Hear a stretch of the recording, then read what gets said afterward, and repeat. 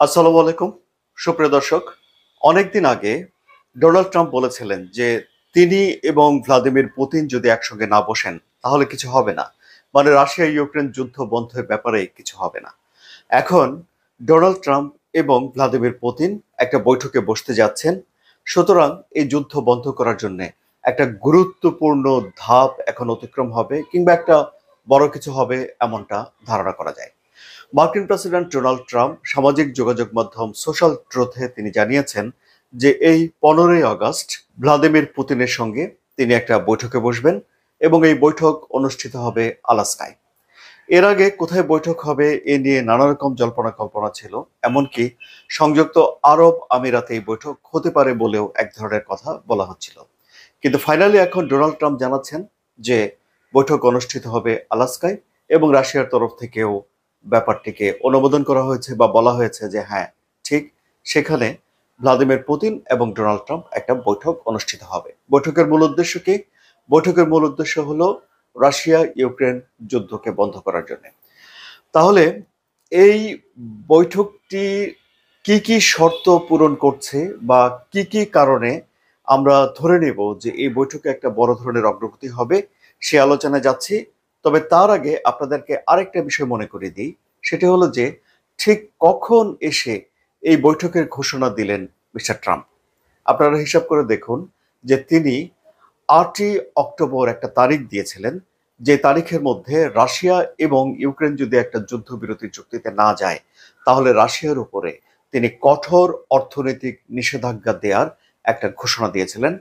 এবং তিনি বলেছিলেন যে নিষেধাজ্ঞার প্রকারটা এমন হবে যে যারা রাশিয়ার কাছ থেকে তেল ক্রয় করে তাদের উপরেও তিনি শুল্ক বা নিষেধাজ্ঞা ইত্যাদি আরোপ করবেন। এবং এটা অত্যন্ত গুরুতর একটা হুমকি ছিল বলেই সবাই ধরে নিয়েছিলেন, কারণ তিনি এরই মধ্যেই ভারতের উপরে অতিরিক্ত সাজামূলক 25% শুল্ক আরোপ করে দেখিয়েছেন এবং স্পষ্ট করে দিয়েছেন যে রাশিয়ার কাছ থেকে তেল আনার জন্য তিনি ভারতের উপরে অতিরিক্ত শুল্ক আরোপ করেছেন, এবং বাকি শুল্ক আরোপ করার হুমকি তো তার রয়েছিল। কিন্তু ফলাফল কি দাঁড়ালো? ফলাফল হলো যে যখন সময়সীমা শেষ হলো, যখন সময় এলো ডোনাল্ড ট্রাম্পের সামনে যে তাকে এখন রাশিয়ার উপরে স্যাংশনের ঘোষণা দিতে হবে, তখন তিনি এসে একটা মীমাংসার আবহ জানালেন, এবং তখন তিনি এসে একটা আলোচনার ঘোষণা দিলেন, একটা বৈঠকের ঘোষণা দিলেন। সুতরাং ডোনাল্ড ট্রাম্প কিন্তু আর রাশিয়ার উপরে স্যাংশন আরোপ করার কোনো ঘোষণা দিলেন না, এবং এই স্যাংশন আরোপের বিষয়টি পেছনে পড়ে গেল।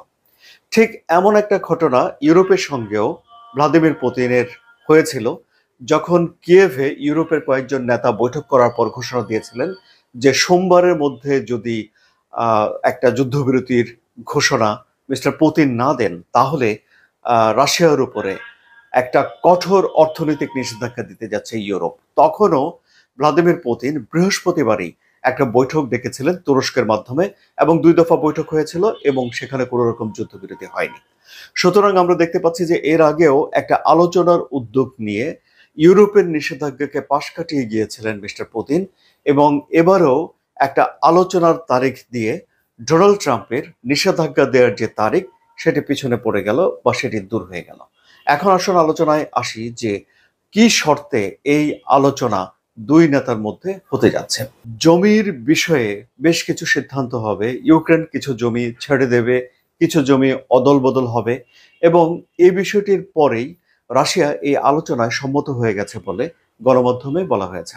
এমনকি কোনো কোনো গণমাধ্যম বলছে যে এই যে ডোনাল্ড ট্রাম্পের বিশেষ দূত মিস্টার স্টিভ উইটকফ রাশিয়া সফর করে এসেছেন, 3 ঘন্টা সময় ধরে তিনি ভ্লাদিমির পুতিনের সঙ্গে বৈঠক করেছেন, যা তার ভ্লাদিমির পুতিনের সঙ্গে এই মেয়াদে 2025 সালেই পঞ্চম বৈঠক ছিল। সেই বৈঠকেই এই বিষয়টি মিস্টার পুতিনকে তিনি খোলামেলা বলেছেন, এবং রাশিয়ার দিক থেকে একটা গ্রিন সিগন্যাল আছে বলে কোনো কোনো গণমাধ্যমে এটি জানানো হয়েছে। কিন্তু এখন এই যে কোন কোন জায়গা ছাড়া হবে, কতটুকু জায়গা রাশিয়া রাখবে, কতটুকু জায়গা ছেড়ে দেবে, এ বিষয়ে কোনো বিস্তারিত তথ্য ডোনাল্ড ট্রাম্পের মুখ থেকে আসেনি। এ বিষয়ে আমরা কিছু তথ্য খুঁজে পেয়েছি। সেটি হলো যে ব্রিটিশ গণমাধ্যম বিবিসি তার যে আমেরিকান পার্টনার রয়েছে সিবিএস নিউজ, তারা এই আলোচনার সঙ্গে সম্পর্কিত কিছু কর্মকর্তার সাক্ষাৎকার নিয়েছেন, তাদের নাম প্রকাশ না করে। তাদের কাছ থেকে যেসব তথ্য জানতে পেরেছে সিবিএস নিউজ, সেখানে তারা বলছে যে ডনবাস পুরো অঞ্চলটি রাশিয়ার নিজের কাছে রেখে দেবে এবং ক্রিমিয়া পুরো অঞ্চলটি নিজের কাছে রেখে দেবে। এখন খেরসন এবং জেপোরোঝিয়াতেও রাশিয়ার বেশ অগ্রগতি হয়েছিল, কারণ রাশিয়া টোটাল ইউক্রেনের 1/5 জায়গা বা 20% জায়গা দখল করে নিয়েছিল। এখন বলা হচ্ছে যে ডনবাস এবং ক্রিমিয়া রাশিয়া নিজের কাছে রেখে দেবে এবং জাপোরোঝিয়া এবং খেরসন থেকে রাশিয়া তার যত সেনা আছে তাদেরকে সরিয়ে নিয়ে যাবে। জাপোরিজিয়াতে একটা পারমাণবিক বিদ্যুৎ কেন্দ্র রয়েছে, যে পারমাণবিক বিদ্যুৎ কেন্দ্রের নিয়ন্ত্রণ নেওয়ার জন্য ইউক্রেনের তরফ থেকে আমেরিকাকেও অনুরোধ করা হয়েছিল। জাপোরিজিয়া একটা শিল্পাঞ্চল, এই জায়গাগুলো খনি রয়েছে, ফলে এখানে নিরবচ্ছিন্ন বিদ্যুৎ সরবরাহ করার জন্য এই পারমাণবিক বিদ্যুৎ কেন্দ্রটি রয়েছে। অর্থাৎ রিসোর্সফুল এই জায়গা, যে জায়গা রাশিয়া দখল করার পরেও ছেড়ে দেবে।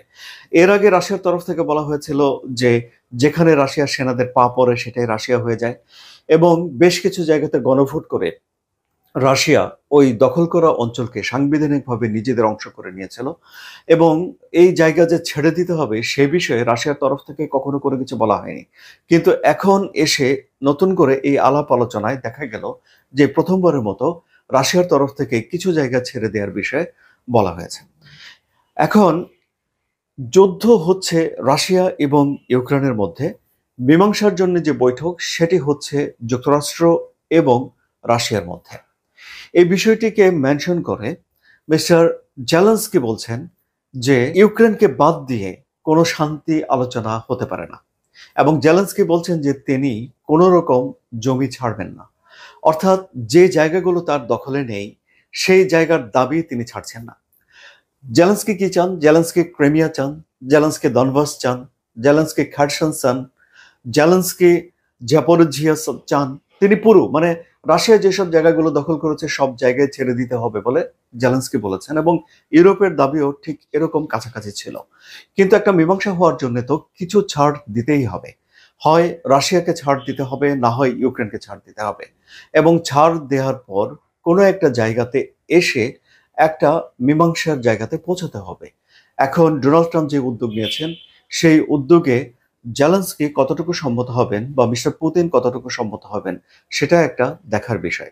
কিন্তু জেলেনস্কির ওপর এখন যুক্তরাষ্ট্রের যথেষ্ট প্রভাব রয়েছে, এবং ইউরোপের সঙ্গেও নিশ্চয়ই যুক্তরাষ্ট্র এক ধরনের নেগোসিয়েশন করেই ডোনাল্ড ট্রাম্প নিশ্চয়ই এই প্রস্তাবগুলো সামনে তুলবেন, এবং এই নেগোসিয়েশনের পর আমরা আশা করব যে রাশিয়া ইউক্রেন যুদ্ধটা যেন বন্ধ হয়ে যায় একেবারে পুরোপুরি।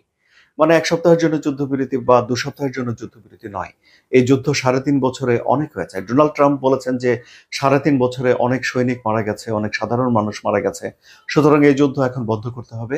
এবং তিনি জেলেনস্কিকে উদ্দেশ্য করে বলেছেন যে একটা কিছু সই করার জন্য জেলেনস্কিকে প্রস্তুত থাকতে হবে। তাহলে এই 15 তারিখেই কি রাশিয়া ইউক্রেন যুদ্ধ বন্ধ হয়ে যাওয়ার সেই বিখ্যাত দিনটি আসছে? আপনাদের কি মনে হয় সুপ্রিয় দর্শক? আপনাদের মতামত কমেন্টে জানান। আলোচনা ভালো লাগলে সাবস্ক্রাইব করে চ্যানেলের সঙ্গে থাকুন। ধন্যবাদ।